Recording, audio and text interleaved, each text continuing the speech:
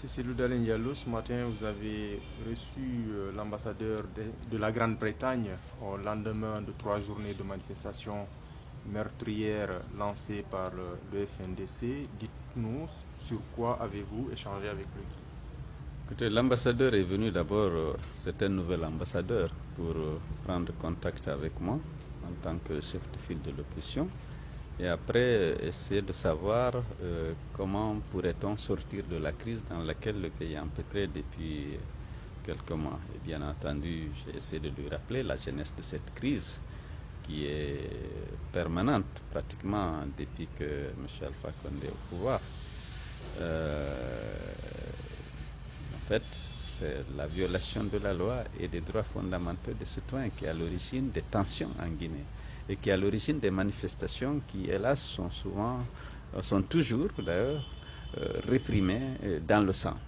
On est aujourd'hui à plus de 130 morts, des gens qui ont été abattus à bout portant lors des manifestations politiques ou syndicales ou plus récemment du FNDC.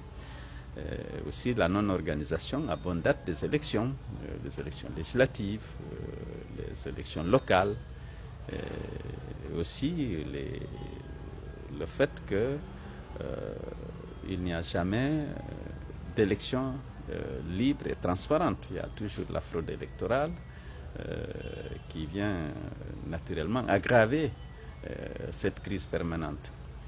J'ai expliqué que nous sommes en dehors du processus électoral en raison du fait que c'est plutôt une mascarade qui s'organise. Je l'ai expliqué, l'état du fichier électoral, les conditions dans lesquelles l'enrôlement des électeurs a eu lieu, le refus de la CENI d'appliquer les recommandations de la mission d'audit.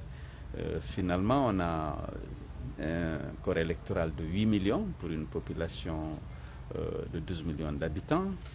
Ce qui donne un ratio de 68%, c'est-à-dire que 68% des Guinéens votent. Ça n'existe nulle part.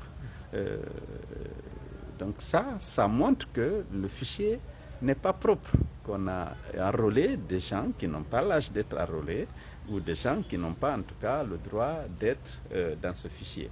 Il faut savoir qu'en Afrique de l'Ouest particulier, vous avez 60% des jeunes qui ont moins de 18 ans.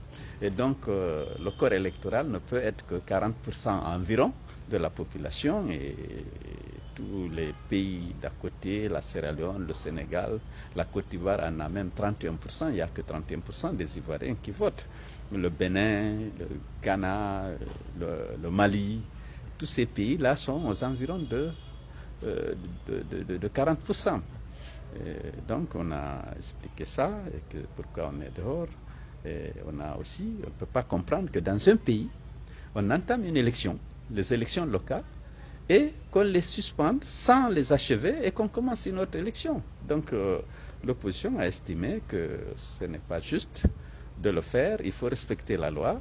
Et non seulement le code électoral est clair à cet égard, mais il y a une décision de la Cour suprême qui vient faire injonction au gouvernement d'achever les élections locales avant d'aller à un autre scrutin.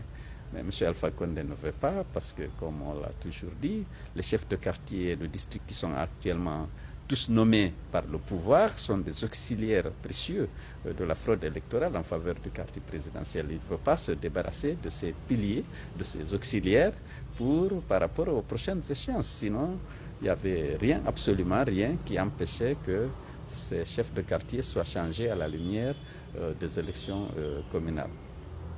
Nous avons déploré, bien entendu, expliqué les difficultés que nous avons avec le président de la CENI, qui obéit aveuglément à la volonté de M. Alpha Condé, qui viole la loi, qui viole le code électoral en permanence, et qui a montré vraiment un manque d'indépendance et de neutralité tel que nous avons, l'opposition politique a demandé qu'il soit changé, les preuves à l'appui. Si vous regardez aujourd'hui le délai qu'il a donné pour cet enrôlement, 25 jours, alors que la loi a prévu 3 mois, mais également la date limite du dépôt des candidatures, c'était le 18 décembre, alors que lui, il est allé jusqu'au 31 décembre sans modifier la loi, en violant la loi. Donc tous les dossiers qui ont été déposés Au-delà du 18, sont fort clos. Et il n'y a aucun dossier qui a été déposé avant dans le délai légal.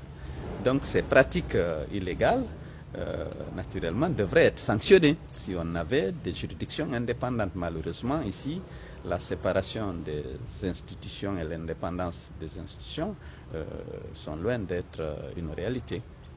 Qu'est-ce qu'il vous a donné comme réponse à toutes ces anomalies? Il n'a pas donné de réponse, il avait dit qu'il a besoin de comprendre et que maintenant il a bien compris l'origine de la crise. D'accord. Depuis lundi, on assiste à des scènes d'exaction de la police, notamment sur l'axe Amdallah et Bambeto. Pas plus tard qu'hier, on a vu des policiers en train de mettre le feu au marché Koloma. Qu'est-ce que vous en dites? Vous savez que l'acharnement des forces de défense et de sécurité contre Ratoma et ses habitants, connu. On est à plus de 130 morts. Et tous sont des enfants, pratiquement, de Ratoma. Et lorsque les policiers abattent un enfant de cette commune, mais ils savent pertinemment que personne ne va les interpeller. Ils ne vont pas écoper ni de sanctions administratives, ni pénales. C'est l'impunité totale, parce que M. Alpha Condé ne considère pas que ces gens-là comme des citoyens, parce qu'ils sont de l'opposition, mais peut-être parce qu'ils habitent aussi Ratoma.